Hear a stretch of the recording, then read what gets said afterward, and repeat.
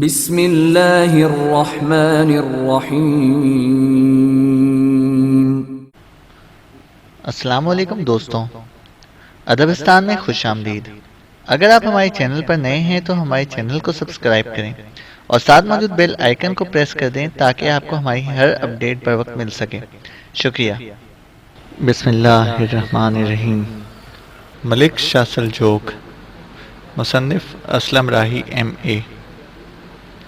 اگلے دن کا سورج غروب ہو گیا تھا۔ سیلے وقت فطرت کے صحیفوں میں گھٹا بن کر برستا اندھیرا پیاس کے صحرا کی طرح نرم اجالے کو نگل گیا تھا۔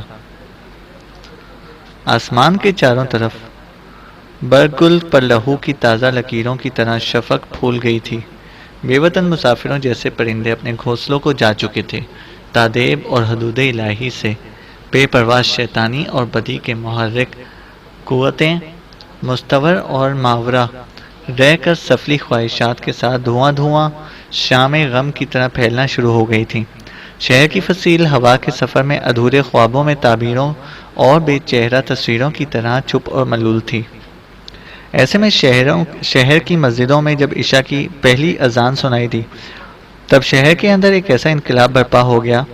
کچھ مسلح جوان انچاہے اندھیروں میں بے تنویر شمعوں اور دشت ویراں میں ابد کے مسافروں کی طرح نمودار ہوئے، اور شہر پناہ کے جس دروازے سے باہر ارسلان نے پڑاؤ کر رکھا تھا، اس دروازے کے محافظوں پر وہ شکستوں کے غبار میں بے سود تمناؤں ہجر کی کالی راتوں میں دوہر کے خوفناک فتنے کی طرح حملہ آور ہوئے، اور شہر پناہ کے محافظوں کو انہوں نے اپنے سامنے ریت پر لکھی تحریروں میں خشک آنسوؤں کی لکیروں کی طرح مٹا کے رکھ دیا، اور تکبیریں بلند کرتے ہوئے فصیل کا دروازہ انہوں نے کھول دیا تھا۔ شہر پناہ کا دروازہ کھلتے ہی ایک دوسرا انقلاب رونما ہوا، اس لیے کہ ارسلان شہر پناہ کا دروازہ کھلنے ہی کا انتظار کر رہا تھا۔ جو ہی حملہ آوروں نے شہر پناہ کے محافظوں کا خاتمہ کر کے شہر کا دروازہ کھولا، ارسلان اپنے لشکر کے ساتھ تکبیریں بلند کرتا ہوا شہر میں داخل ہوا، اور تکبیروں کی ان آوازوں نے شہر کے لوگوں پر ایک سناٹا اور ہولناکی طاری کر دی۔ شہر کا حاکم ابن مروان اس وقت شہر کے اندر موجود تھا۔ اس کے پاس خاصا ساز و سامان بھی تھا۔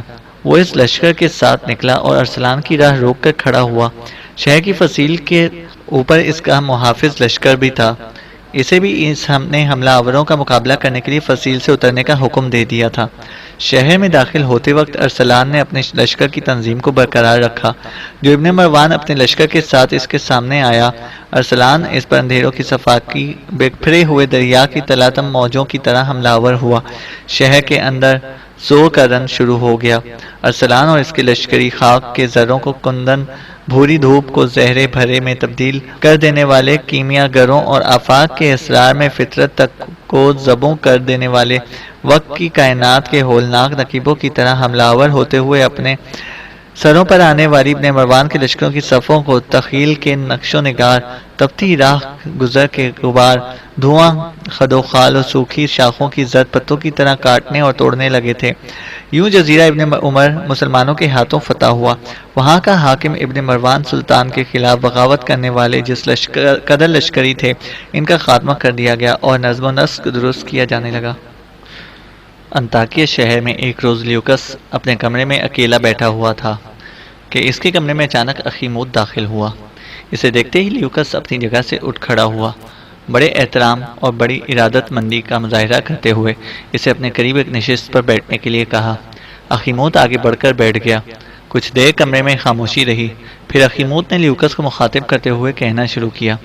لیوکس بیٹے، میں ایک انتہائی اہم کام کے سلسلے میں تمہارے پاس آیا ہوں۔ اس موضوع پر گفتگو کرنے کے لیے گزشتہ کئی دنوں سے میں ارادہ باندھ رہا تھا، لیکن یوں جانو مناسب الفاظ نہیں تلاش کر پا رہا تھا جنہیں استعمال کر کے میں اس گفتگو کا آغاز شروع کر سکوں۔ لیوکس میرے بیٹے، کبھی کبھی انقلاب زمانہ لہو میں بھاگتی خواہشوں کو خود بخود امیدوں کے سرسبز ساحلوں میں تبدیل کر دیتا ہے، اور کبھی کبھی انسان کے اندر اٹھنے والی تبدیلیاں اس کے لیے تقسیم ہوتے زاویوں کی طرح صورت سے خالی بھی کشف سحر کر دیتی ہیں۔ کبھی ایسا بھی ہوتا ہے کہ تاریکی کے آبشاروں میں گھوڑوں کے سموں کی چیختی آوازیں دل کے لیے کوہنا زنجیر کی مسل ہو جاتی ہے۔ معاشرے کے اندر رونما ہونے والی تبدیلیاں کبھی فرش پر امید پر بجھے ستاروں کو معصوم تمناؤں کا حجاب بنا کر کھڑا کر دیتی ہیں، اور کبھی کبھی مٹی کی آنکھوں میں آنسوؤں کی نمی یکمشت پھول اور شبنم کو بھی یکجا کر دیتی ہے۔ بیٹے، میں تمہارے ساتھ ایک ایسی ہی تبدیلی، ایک ایسے ہی انقلاب کے متعلق گفتگو کرنا چاہتا ہوں۔ حوصلہ نہیں کر پا رہا تھا، مگر آج ہمت کر کے آیا ہوں۔ بیٹے، اگر میں تم سے یہ کہوں کہ زوبا کسی کو پسند کرتی ہے، کسی سے محبت کرتی ہے، تو تمہارے کیا جذبات ہوں گے؟ اخیموت کی طرف دیکھتے ہوئے لیوکس ایک دم سنجیدہ ہو گیا۔ چہرے پر کسی ناپسندیدگی اور افسردگی کے آثار تھے۔ یہ صورتحال دیکھتے ہوئے اخیموت پھر بول پڑا، بیٹے، یہ محبت بھی بڑا عجیب و غریب جذبہ ہے، کیا نہیں جاتا ہو جاتا ہے، بلکہ جیسے ہی چاند خود بخود ابر کی شفاف گٹری میں کھو جاتا ہے۔ بیٹے، یہ جذبہ کبھی کبھی آپ کسی کی خوش و صفی اور خوش و سالی کو بنیاد بناتے ہوئے رنگوں کی لہروں کی طرح کی علامت بنا دیتا ہے۔ بیٹے، محبت کے حسین نغمے خود ہی گہری خوابناکی کو نمود صبح، جمال سرد مہری کی شب خواب و خیال کی بے ربطیوں کو وصال کے گیتوں میں تبدیل کر دیتے ہیں۔ اس جذبے سے انکار نہیں کیا جا سکتا، اسے ٹھکرایا ضرور جا سکتا ہے، لیکن یہ جذبہ دھواں شاموں الاؤ میں روٹھی ہوئی تمناؤں کو بھی نور مہتاب کی طرح چمکا کے رکھ دیتا ہے۔ بس ایسا ہی واقعہ، ایسا ہی ایک حادثہ ہماری بیٹی زوبا کے ساتھ پیش آ گیا ہے۔ میں دیکھتا ہوں تمہارے چہرے پر ناپسندیدگی کے آثار ہیں، تم بھی سنجیدہ بھی ہو گئے ہو، جس سے میں یہ مطلب نکال سکتا ہوں کہ تم نے میری اس گفتگو کو ناپسند کیا ہے۔ لیوکس چونک پڑا، پھر مسکراتے ہوئے کہنے لگا، نہیں میرے محترم، ایسی کوئی بات نہیں۔ دراصل میں نے اپنے ذہن میں اپنی زوبا کے لیے ایک نوجوان کو منتخب کر لیا تھا۔ میں نے مصمم ارادہ کر لیا تھا کہ میں اپنی بہن کو اس سے بیاہ دوں گا۔ ابھی میں نے اس موضوع پر اس شخص سے بات نہیں کی۔ اگر ہو جائے تو میری زندگی کی سب سے بڑی خواہش ہے کہ اپنی بہن کو اس کی زندگی کا ساتھی بناؤں۔ اب آپ نے جو اس موضوع پر گفتگو شروع کی ہے تو میں افسردہ ہو گیا ہوں، نہ جانے وہ کون ہے جس کو میری بہن زوبا پسند کرنے لگی ہے۔ اخیموت کے چہرے پر ہلکی سی مسکراہٹ نمودار ہوئی، پھر لیوکس کو مخاطب کرتے ہوئے کہہ رہا تھا، لیوکس میرے بیٹے، جس شخص کو میری بیٹی زوبا نے منتخب کیا ہے اور جسے اپنی زندگی کا ساتھی بنانا چاہتی ہے، وہ ایک ایسا بے مثال نوجوان ہے جو اپنی جرات مندی سے ذرا بے شعور کو ناؤ کی جراحت میں تبدیل کر سکتا ہے، جو وقت کے اندیکھے موڑ پر کھڑے ہو کر اپنی شجاعت سے موسموں کی دستکوں کی طرح کرب کی منزلوں کو صبح نو کے جلووں میں تبدیل کر سکتا ہے، جو اپنی بے باکی، اپنے بے مصمم ارادوں کے باعث قضا کی سہمی وادیوں کے خوفناک کوہستانوں پر بھی علامت کی زندگی کی علامت بن کر دستک دے سکتا ہے۔ اخیموت مزید کچھ کہنا چاہتا تھا کہ لیوکس اس کی بات کاٹتے ہوئے بول پڑا، میرے محترم، ابھی تک آپ مجھے پہیلیاں ہی بجھوا رہے ہیں۔ پہلے مجھے صاف صاف بتائیں کہ وہ کون ہے جس کو میری بہن پسند کر چکی ہے۔ پہلے مجھے اس کا نام، اس کا پتہ بتائیں، میں اس سے ملوں گا اور جانوں گا کہ وہ واقعی میری بہن سے پرخلوص محبت کرتا ہے۔ پھر جس جوان کو اپنی بہن کے لیے پسند کر چکا ہوں، اس سے متعلق میں خود زوبا سے بھی بات کروں گا اور معاملہ اس پر چھوڑ دوں گا۔ وہ جسے چاہے اپنی زندگی کا ساتھی بنانا پسند کرے۔ ویسے میں نے ایک نوجوان کو اس لیے پسند کر لیا تھا کہ اگر زوبا اس سے شادی نہ کرنا چاہے تو میں آپ کو یقین دلاتا ہوں، ضمانت دیتا ہوں کہ اس سلسلے میں اپنی بہن زوبا پر کسی قسم کا جبر نہیں کروں گا۔ اب آپ بتائیں کہ زوبا نے اپنے لیے کسے پسند کیا ہے؟ لمحہ بھر کے لیے اخیموت نے بڑے غور سے لیوکس کی طرف دیکھا، پھر مسکراتے ہوئے کہنے لگا، لیوکس میرے بیٹے، زوبا نے اپنی زندگی کے لیے اپنی محبت کے محور کے طور پر امیر ارسلان کا انتخاب کیا ہے۔ وہ امیر ارسلان کو پسند کرتی ہے، اس سے بے پناہ محبت کرتی ہے۔ اس کا اظہار خود اس نے غریاد سے کیا ہے۔ غریاد نے اس سلسلے میں چند دن پہلے مجھ سے گفتگو کی، لیکن میں سوچتا رہا کہ کسی مناسب موقع پر اس موضوع پر تم سے گفتگو کروں، اور آج میں نے یہ گفتگو کر دی ہے۔ اب بیٹے، فیصلہ تمہارے ہاتھ میں ہے، اس لیے کہ تم زوبا کے بھائی ہو اور آخری فیصلہ کرنے کے مجاز تم ہی ہو۔ اخیموت کی اس گفتگو سے لیوکس کی آنکھوں میں چمک، چہرے پر سکون کی لہریں بکھر گئی تھیں۔ لمحہ بھر کے لیے عجیب سے انداز میں اس کی گردن جھک گئی۔ اس کی حالت سے لگتا تھا جیسے وہ بھاگتے لمحوں کے تاثر سے رشتوں کی ریشمی ڈوریاں استوار کرنے لگا ہو۔ پھر اچانک اس نے اخیموت کی طرف دیکھا اور کہنے لگا، محترم اخیموت، آپ نے میری ساری ہی دشواریاں دور کر دی ہیں، قسم یسوع مسیح کی۔ امیر ارسلان ایک ایسا شخص ہے جو اسیر ذات تک کو آزاد کرنے کا ہنر جانتا ہے، اور وجود کے درمیان بھی وہ سایوں کی جستجو کو امرت کی برکھا میں تبدیل کر سکتا ہے۔ میں نے خود اپنی بہن زوبا کے لیے جس جوان کو پسند کیا تھا وہ امیر ارسلان ہی تھا۔ میں سمجھتا ہوں میری بہن نے اپنے لیے ایک انتہائی مناسب جوان کا انتخاب کیا ہے۔ موسموں کے بدلتے بے رنگ احساس میں مسرتوں کے جگنو بن کر چمک سکتا ہے۔ مجھے یقین ہے کہ امیر ارسلان میری بہن زوبا کو آتے جاتے موسموں کے قافلوں میں بھی بے مال و بے نواز نہ رہنے دے گا۔ میں یہ امید بھی رکھتا ہوں کہ زوبا ان کے ہونٹوں پر درزیدہ تبسم پھیلاتی خوشیوں جیسی پرسکون رہے گی۔ میں نے اکثر مواقع پر بہن کی گفتگو اس کے انداز میں امیر ارسلان کی طرف دیکھنے، ان کی خدمت کرنے کے ایثار کے لیے اپنی بہن میں نے ان کی محبت کی جھلک دیکھی تھی۔ میں خوش اور مطمئن ہوں کہ امیر ارسلان ہی وہ واحد شخصیت ہے جو دھوئیں کی بوجھل سانسوں تک میری بہن شاخوں سے کھیلتی رنگین تتلیوں جیسا پرسکون رکھ سکتے ہیں، جو بد سے بدترین حالات میں بھی میری بہن کے لیے رگوں پے میں خوشیوں کی برسات اور سانسوں میں سکون کے گیت سموں میں جیسے ثابت ہو سکتے ہیں۔ اخیموت میرے محترم، میں سمجھتا ہوں آپ نے اس گفتگو کا آغاز کر کے سارے ہی وسوسے، میری ساری ہی دشواریاں دور کر دی ہیں۔ اس سے پہلے میں سوچتا رہا تھا کہ کیسے میں اپنی بہن سے اس موضوع پر گفتگو کا آغاز کروں، کیسے میں جان سکوں کہ واقعی امیر ارسلان کی طرف مائل ہے کہ نہیں۔ اب جب کہ یہ معاملہ طے ہو چکا ہے، میری بہن امیر کو پسند کرتی ہے، تو آپ اس کے باپ کی حیثیت سے اس کے متعلق جو بھی فیصلہ کریں گے میرے لیے آخری ہوگا، میں کوئی اعتراض نہیں کروں گا۔ لیوکس کی اس گفتگو سے اخیموت ایسا خوش ہوا کہ آگے بڑھ کر اس نے لیوکس کو اپنے ساتھ لپٹا لیا، اس کی پیشانی چومی، پھر بے پناہ خوشی کا اظہار کرتے ہوئے وہ کہہ رہا تھا، لیوکس میرے بیٹے، تم نے اپنی اس گفتگو سے میرا دل خوش کر دیا ہے، لیکن ایک اور مسئلہ بھی ہے جس پر ابھی فیصلہ ہونا باقی ہے۔ لیوکس نے تیز نگاہوں سے اخیموت کی طرف دیکھا۔ کیسا فیصلہ؟ بیٹے، اس بات کا تو فیصلہ ہو چکا کہ تم اس بات پر رضامند ہو کہ زوبا کو امیر ارسلان کی امانت سمجھا جائے۔ بیٹے، زوبا کی یہ بھی خواہش ہے کہ ہمیں واپس نشاپور جا کر امیر ارسلان کی اس حویلی میں قیام کرنا چاہیے جہاں سے نکل کر ہم ادھر آئے ہیں، اور ان کے باغ کی بھی دیکھ بھال کرنی چاہیے۔ یوں جانو، یہاں زوبا امیر ارسلان کے بنا بہت افسردہ ہے۔ میری بیوی سفینہ اور غیاد بھی دونوں واپس نشاپور جانا چاہتی ہیں۔ اس سلسلے میں کہو تم کیا کہنا چاہتے ہو؟ لیوکس پھر لمحہ بھر کے لیے مسکرایا اور کہنے لگا، یہ کوئی ایسا اہم موضوع نہیں ہے جس پر کوئی فیصلہ کرنا باقی رہے۔ جب میں نے زوبا کے سارے معاملات آپ کے سپرد کر دیے ہیں تو پھر باقی کیا رہ جاتا ہے؟ آپ، زوبا، غیاد اور سفینہ جب اور جس وقت نشاپور جانا چاہیں جا سکتے ہیں۔ میں فی الحال یہیں قیام کروں گا، اور نشاپور میں رہتے ہوئے آپ کو میری طرف سے اجازت ہوگی کہ آپ کب اور جس وقت چاہیں زوبا کو امیر ارسلان کے عقد میں دے دیں۔ اب بولیں، مزید آپ کیا چاہتے ہیں؟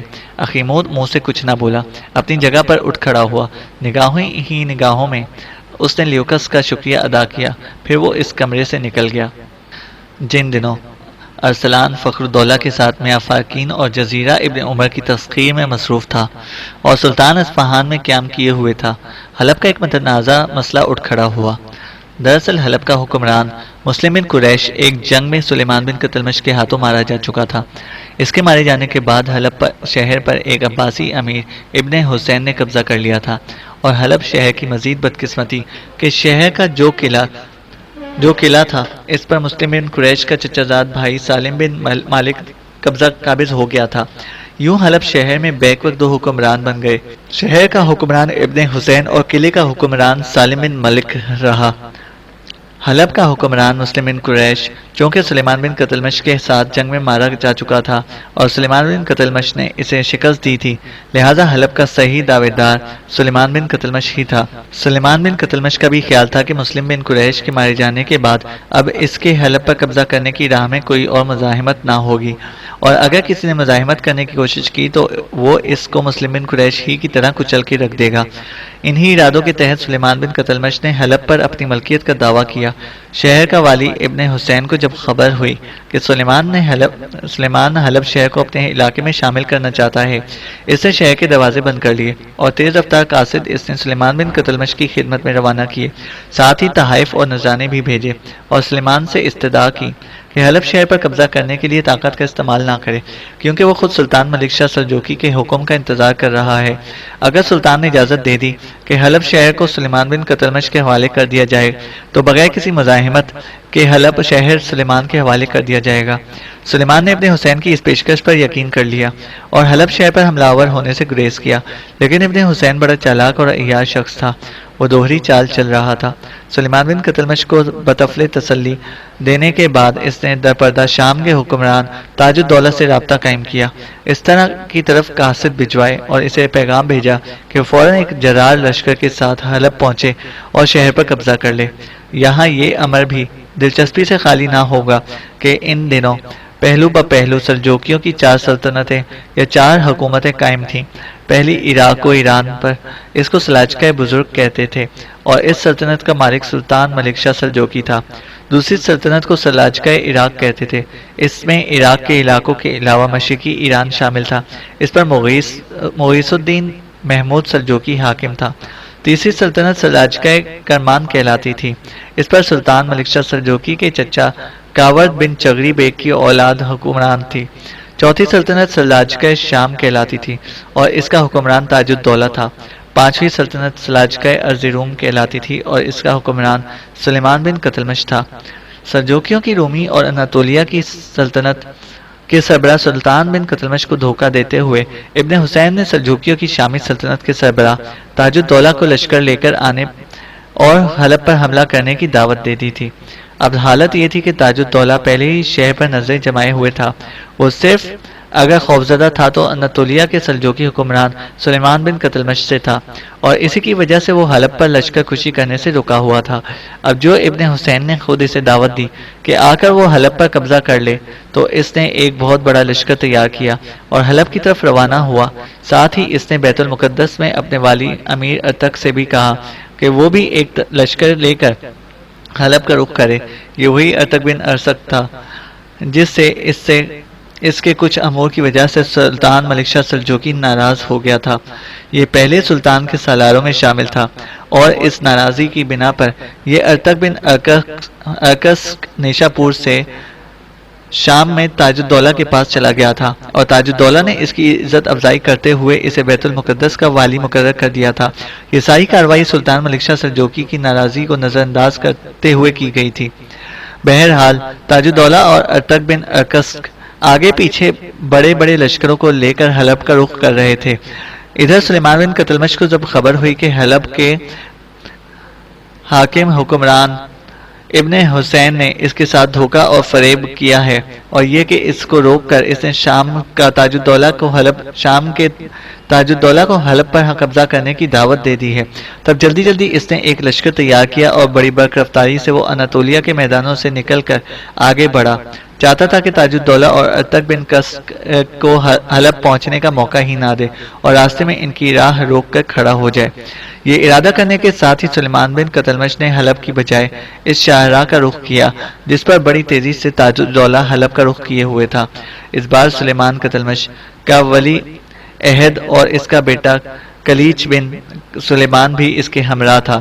حلب سے دور ویرانوں کے اندر سلیمان بن قتلمش شام کے حکمران تاج الدولہ کی راہ روک کر کھڑا ہو گیا۔ دونوں لشکر جنگ کی ابتدا کرنے کے لیے اپنے اپنے لشکر کی صفیں درست کرنے لگے۔ اس موقع پر سلیمان بن قتلمش سے جو جنگی خطا سرزد ہوئی وہ یہ کہ اس نے تاج الدولہ کی طرف پیش قدمی کرتے ہوئے اپنے آگے اپنے مخبر نہیں پھیلا رکھے تھے، جن کا نتیجہ یہ نکلا کہ حلب کی طرف آنے والی شاہراہ کے کنارے جس لشکر کی راہ سلیمان بن قتلمش نے روک رکھی تھی وہ لشکر سے تاج الدولہ کا تھا، جبکہ ارتک بن قسک اپنے آگے اپنے لشکر کے ساتھ گھات میں چلا گیا تھا تاکہ مناسب وقت پر وہ سلیمان بن قتلمش کے لشکر پر ضرب لگائے۔ سلیمان نے اپنے لشکر کو 2 حصوں میں تقسیم کیا، ایک حصہ اس نے اپنے پاس جبکہ دوسرا حصہ اپنے بیٹے کلیچ بن سلیمان کی سرکردگی میں دے دیا۔ پھر جنگ کی ابتدا ہوئی۔ ابتدا کے ساتھ ہی سلیمان بن قتلمش اور اس کا بیٹا کلیچ بن سلیمان دونوں تاج الدولہ کے لشکر پر شاہراہوں، ویرانوں، مکانوں، بازاروں، گلیوں اور کوچوں میں رینگتے آسیب کے سایوں، جسم اور روح کی جدائی کا تماشا کرتی بربادی کی علامتوں اور ہر لحظہ اور ہر لمحہ تہذیبوں کے حروف ارقام کو ریت پر لکھے حروف کی طرح مٹاتے وقت کے بدترین دشت تو وحشت کی طرح حملہ آور ہو گئے۔ جواب میں تاج الدولہ نے بھی ایسے ہی رد عمل کا اظہار کیا۔ وہ بھی جوابی کارروائی کرتے ہوئے سلیمان بن قتلمش اور کلیچ بن سلیمان کے لشکر پر قضا کے نیم دائروں کی کوسیں بن کر کھڑی کرتے لہو حروف بادبانوں تک میں گرہیں ڈال دینے والی تیز مستانی ہواؤں اور ظلم کی آندھیاں، جبر کی سختیاں برپا کرتی بے نام وحشتوں کی کالی قضا کی طرح حملہ آور ہو گیا تھا۔ میدان جنگ میں دونوں طرف کے لشکری ایک دوسرے پر چیل کووں کی الغار کی طرح ٹوٹ پڑے تھے۔ ہر کوئی پارا پارا اور زخموں سے چھلنی ہوتا شروع ہو گیا تھا۔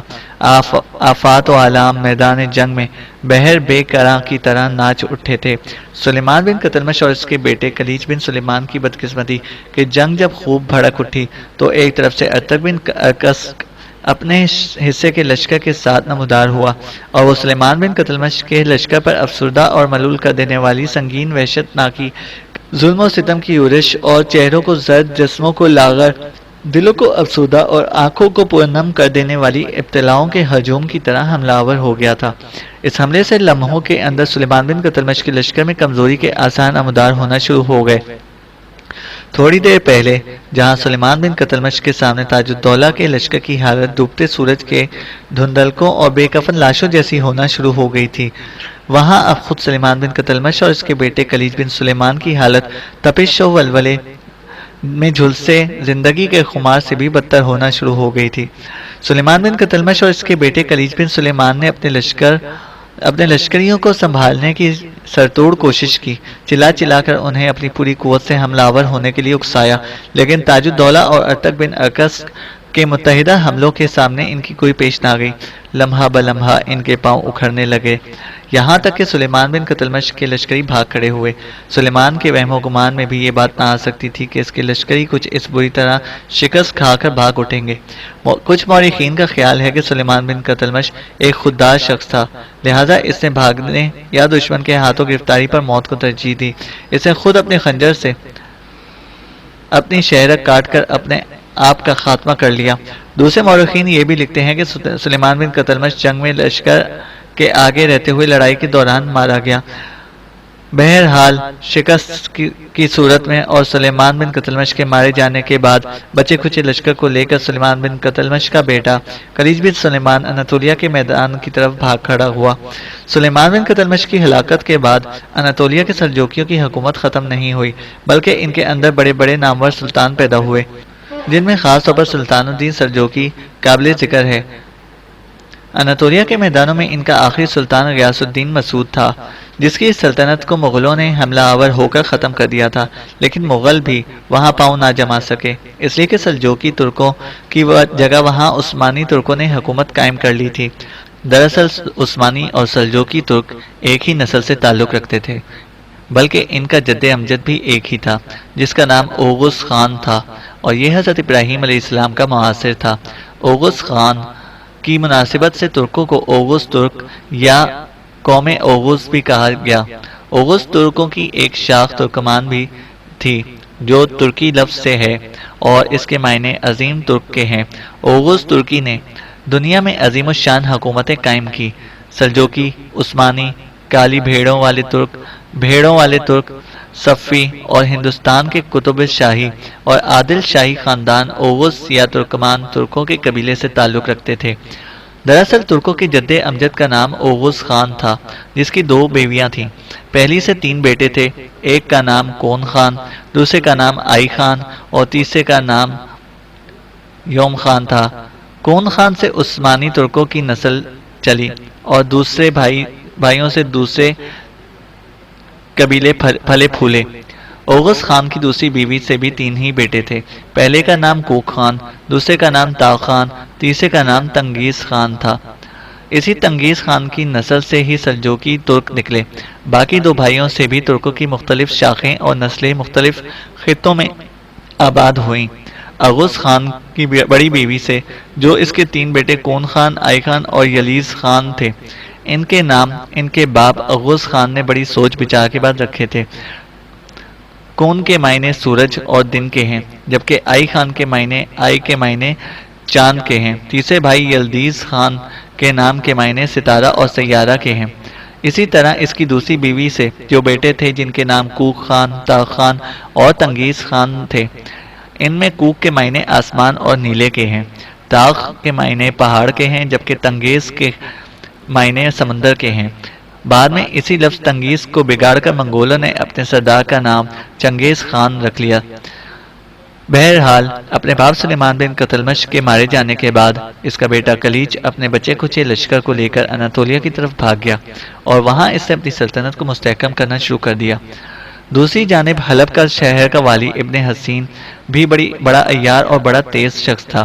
سلیمان بن قتلمش کا مقابلہ کرنے کے لیے اس نے شام کے حکمران تاج الدولہ کو دعوت تو دے دی تھی، لیکن وہ جانتا تھا کہ تاج الدولہ ایک بار حلب میں داخل ہو گیا تو پھر ابن حسین کی خیر نہیں، اور پھر ارتک بن ارکس بھی چونکہ ایک لشکر کے ساتھ تاج الدولہ کے ہمراہ تھا، لہٰذا سلیمان بن قتلمش کے لشکر کا اندازہ لگاتے ہوئے ابن حسین نے جان لیا تھا کہ مختصر سے لشکر کے ساتھ سلیمان بن قتلمش تاج الدولہ اور ارتک بن ارکس کے شہر کا مقابلہ نہیں کر سکے گا۔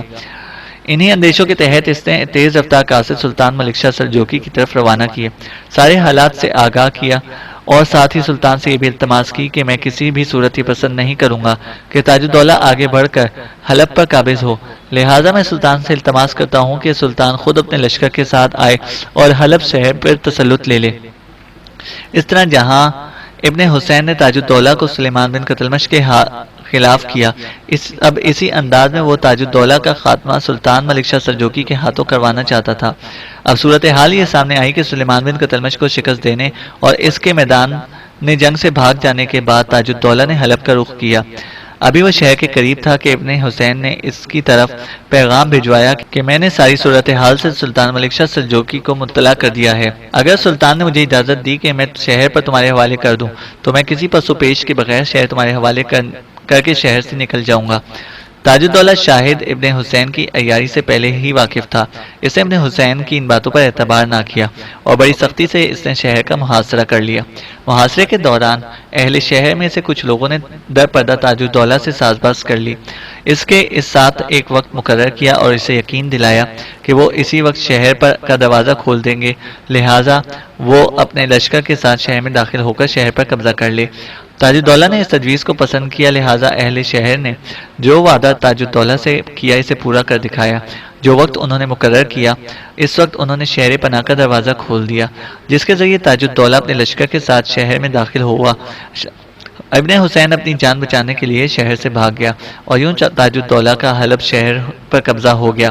شہر پر قبضہ کرنے کے باوجود تاج الدولہ کے لیے ایک الجھن بڑی کٹھن تھی، اس لیے کہ ابن حسین کا تسلط حلب شہر پر تھا، جبکہ شہر کے قلعہ جو بڑا مضبوط اور مستحکم تھا وہ ایک شخص سالم بن ملک بن مروان کے قبضے میں تھا۔ تاج الدولہ جب حلب شہر میں داخل ہوا، ابن حسین اپنی جان بچا کر بھاگ گیا۔ تب تاج الدولہ نے قلعے کے حاکم سالم بن ملک سے رابطہ قائم کیا اور اسے حکم دیا کہ وہ بغیر کسی ٹکراؤ کے قلعہ تاج الدولہ کے حوالے کر دے، لیکن سالم بن ملک نے ایسا کرنے سے انکار کر دیا۔ اس نے تاج الدولہ کو جواب دیا کہ میں نے قلعے کے دروازے بند کر لیے ہیں۔ ابن حسین نے تاج الدولہ کے شہر میں ورود سے پہلے ہی کچھ قاصد سلطان ملک شاہ سلجوقی کی طرف روانہ کر دیے تھے کہ میں قلعہ صرف سلطان ملک شاہ سلجوقی کے حوالے کروں گا، اس کے علاوہ اگر کسی نے قلعہ شہر فتح کرنے کی کوشش کی تو میں اپنی پوری طاقت اور پوری قوت کے ساتھ اس کی مزاحمت کروں گا۔ زوبا ایک روز اسی کمرے میں جو اس کے لیے مخصوص تھا اکیلی اداس سر جھکائے بیٹھی ہوئی تھی کہ کھنکاتے ہوئے کمرے میں غریاد داخل ہوئی اور اسے دیکھتے ہی زوبا اس کا استقبال کے لیے اپنی جگہ پر اٹھ کھڑی ہوئی۔ غریاد قریب آئی، زوبا کا ہاتھ پکڑ کر اسے اپنے ساتھ بٹھایا، خود اس کے قریب بیٹھ گئی، پھر اسے مخاطب کرتے ہوئے وہ کہہ رہی تھی، زوبا میری بہن، میں تمہارے لیے ایک خوشخبری لائی ہوں۔ زوبا نے چونکنے کے انداز میں غریاد کی طرف دیکھا، پھر اس کی گردن جھک گئی، شجر جیسی ویران اور آفاق کے اسرار میں پھنسے ابد کے مسافر جیسی ملول ہو کے رہ گئی۔ پھر آہستہ آہستہ اس نے اپنی گردن سیدھی کی اور غریاد کو مخاطب کرتے ہوئے وہ کہہ رہی تھی، غریاد میری بہن، میں ایک ایسی بدقسمت لڑکی ہوں جس پر شام سے پہلے شام ہو گئی ہے، جس کے 400 اداسیاں بکل مارے بیٹھی ہیں، جس پر بے وقت خون بھرا خوف طاری ہو گیا ہے اور جس کے چاروں طرف بربریت بھری جدائیوں کی آنکھ مچولی ہو گئی ہے۔ میری بہن، میں تو بارش میں بھیگا ایک کاغذ ہوں، میرے لیے کیا خوشخبری ہو سکتی ہے؟ اور پھر تو بھی میرے لیے کچھ نہیں کر رہی۔ میں نے تجھ پر صاف الفاظ میں واضح کر دیا تھا کہ امیر ارسلان کے بغیر میں زندگی نہیں گزارنا چاہتی۔ اب وہ میرے لیے جوئے کی فراوانی چاہت کی معتبر گھٹا میرے لب و رخسار کی مہک میری پہچان کی بساط، بھروسے کا پاکستان ہے۔ غریات میری بہن، اگر وہ مجھے مل جائیں تو میں شبنم سے گفتگو کر سکتی ہوں، اس لیے کہ وہ میرا سرود جمال ہیں، وہ میرے ساتھ ہوں، خوابوں میں چاند ستاروں کی تک کی زبان سمجھ سکتی ہوں۔ ساتھ ہی میں یہ بھی انکشاف کروں گی کہ ان کے بنا میں بد اعتمادی کا لک و دک ہوں، ان کے بغیر میں جلد کی زہر بھری بوسیدگی، دہکتی سرخ سلاخ کے جلنے کا رنگ، ٹھکرائے ہوئے حروف کی بے بسی اور بے چاگی ہوں۔ تم کہتی ہو کہ تم میرے لیے خوشخبری لے کر آئی ہو، میں سمجھتی ہوں کہ اس دنیا میں کالے چہروں کے پیچھے بندشوں سے بگڑتی سانسوں کے سوا کچھ رکھا ہی نہیں ہے۔ میں نے یہاں آ کر بھول کی، نشا پور ہی میں تو میری زندگی خوشگوار رہتی، یہاں میں یوں جانوں دوزخ میں شب و روز گزار رہی ہوں۔ میری بھی حماقت ہے کہ نشا پور سے چلتے وقت میں نے اپنے ضمیر، اپنے دل کا جائزہ نہیں لیا تھا۔ یہاں آ کر مجھ پر میری محبت نے مجھ پر انکشاف کیا کہ امیر ارسلان میری آنکھ کا چراغ، میرے لیے روشنی کا افشار، اور میری زندگی کے لیے وہ گلاب کی تشتری پر لکھے وصل سے بھی زیادہ محترم اور اہم ہے۔ غریات نے ناپسندیدگی کا اظہار کرتے ہوئے زوبا کا ہاتھ پکڑ کر جھنجھوڑا اور خفگی کے انداز میں کہنے لگی، بے وقوف لڑکی، جو میں کہنا چاہتی ہوں وہ تو پہلے سن لو، بعد میں اپنے جذبے کا اظہار کرتی رہنا۔ میں تو تم پر یہ انکشاف کرنے آئی تھی کہ چند روز تک ہم یہاں سے نشا پور کی طرف روانہ ہو رہے ہیں، صرف میں، تم، اماں اور بابا نشا پور جائیں گے، بھائی لیوکس یہیں رہے گا۔ غریات کے اس انکشاف پر زوبا سفید سرخ گلابی پھولوں جیسی خوشگند دیومالا کی فتح کی اس دیوی جیسی پرمسرت ہو گئی تھی جس کے پر پھیلے رہتے تھے۔ شادمانی میں اس کی کیفیت ایسی ہو گئی تھی جیسے صحرائے کہکشاں کو زیب داستان یا صدیوں کی خوشیوں کے ملبے تلے دبے نرالے انوکھے قافلے اچانک رواں دواں ہو کر رہ گئے ہوں۔ پھر اچانک زوبا حرکت میں آئی، آگے بڑھی، غریات کو اس نے اپنے ساتھ لپٹا لیا، کئی بار اس کی پیشانی چومی، علیحدہ ہوئی، پھر اسے مخاطب کیا، بہن یہ تو کہو یہ سارا معاملہ کیسے ہوا؟ غریات مسکرائی، پھر وہ کہہ رہی تھی، دیکھو تمہاری محبت کا انکشاف میں نے بابا پر کیا۔ چند روز پہلے بابا نے اس موضوع پر لیوکس بھائی سے گفتگو کی اور لیوکس کے انکشاف پر بابا دنگ رہ گئے، اس لیے کہ لیوکس نے خود تمہارے لیے امیر ارسلان کا ہی انتخاب کر رکھا تھا۔ لیوکس بھائی نے اجازت دے رکھی تھی کہ جس وقت اور جب چاہیں بابا تمہیں امیر ارسلان کے عقد میں دے دیں، لیکن اس وقت میں نے تم پر یہ انکشاف نہیں کیا تھا، اس لیے کہ لیوکس نے یہ بھی کہہ دیا تھا وہ تو انطاکیہ ہی میں رہے گا، ہم جس وقت اور جب چاہیں نشا پور جا سکتے ہیں۔ لیوکس سے اس گفتگو کے بعد بابا نے اپنے کچھ جاننے والوں کو نشا پور بھجوایا، وہ یہ جاننا چاہتے تھے کہ امیر ارسلان کی حویلی واقعی پہلے کی طرح خالی ہے اور کسی کو انہوں نے اپنا باغ ٹھیکے پر تو نہیں دیا۔ وہ شخص آج ہی نشا پور سے لوٹ کر یہاں آیا اور اس نے بابا پر یہ انکشاف کیا ہے کہ امیر ارسلان تو نشا پور سے باہر دشمنوں کے خلاف مہم میں مصروف ہیں، حویلی پہلے کی طرح خالی پڑی ہے، باغ بھی ٹھیکے پر نہیں دیا گیا۔ بابا کے کہنے پر جو شخص وہاں گیا تھا اس نے وہاں یہ بتا دیا ہے کہ ہم واپس حویلی میں آ رہے ہیں اور باغ بھی ہم خود سنبھالیں گے۔ آج جب وہ لوٹا تو بابا نے فیصلہ کر لیا کہ ہم کل یہاں سے نشا پور کی طرف کوچ کریں گے۔ لیوکس بھائی بھی اس سے متفق ہیں، اب کہو تم کیا کہتی ہو؟ جواب میں تھوڑی دیر تک زوبا کو گہری خوشی اور شادمانی میں ڈوبی رہی، پھر اٹھی، غریات کا ہاتھ پکڑ کر اٹھایا، اسے کچھ دیر تک اپنے ساتھ لپٹائے رکھا، پھر کہنے لگی، غریات میری بہن، تو نے میری ساری مشکلیں آسان کر دی۔ اب میرے سامنے سب سے بڑی مہم یہ ہے کہ امیر ارسلان پر کیسے انکشاف ہوگا کہ میں انہیں چاہتی ہوں، انہیں پسند کرتی ہوں۔ غریات اس موقع پر فوراً بول اٹھی، یہاں تک میں نے تمہارا کام کر دیا ہے، اب امیر ارسلان پر اپنی محبت اور چاہت کا اظہار کرنا تمہارا کام ہے۔ اب آؤ، کھانے کا وقت ہو رہا ہے، کھانا تیار کریں۔ اس کے ساتھ ہی غریات اور زوبا ہاتھ میں ہاتھ ڈالے اس کمرے سے نکل گئیں۔